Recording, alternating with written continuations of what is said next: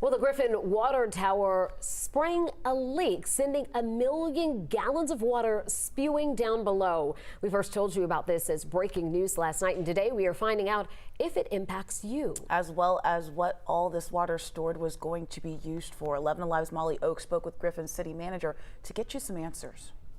It's a sight you'll see all over Griffin. Yes, it is a staple. With the city's motto in view. Griffin growing together. One water tower with a lot of eyes on it yesterday. And I like to look at them, but you never think, well, what happens if something goes wrong? Because they don't. It's very uncommon for this to happen. The Griffin water tower cracked. It sort of looks like a smudge along one of the seams, leaking hundreds of thousands of gallons of water. It holds 1 million gallons, and it was a little less than full, so I think a little over 800,000 gallons. The city also opened up a drain underneath the parking lot that sits next to the water tower and moves the water through this creek in the cemetery next door.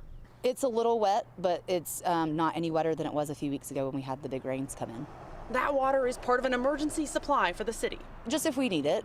So like last year when we had the tornadoes in January, we do have 2 water treatment plants here, and so we have holding tanks throughout the community so that if one goes down, we can start using water from here.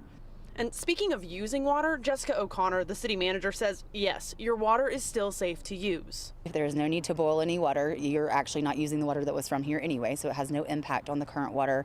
There also is no impact to your bill or your water rate because we budget every year for tank maintenance, and so this maintenance will fall under our maintenance agreement, which is already part of the calculation of the rate. Today we watched as crews worked their way around and inside the water tower as they work to finish the inspection.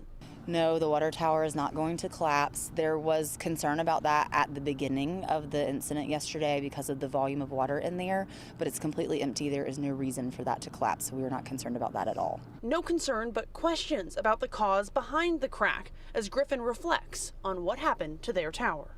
Once crews finish up with that inspection of the water tower today, O'Connor says the next step is a structural engineer with the tank maintenance company is scheduled to be out here tomorrow. She says once that happens, the city should get some more answers about what happened to their water tower.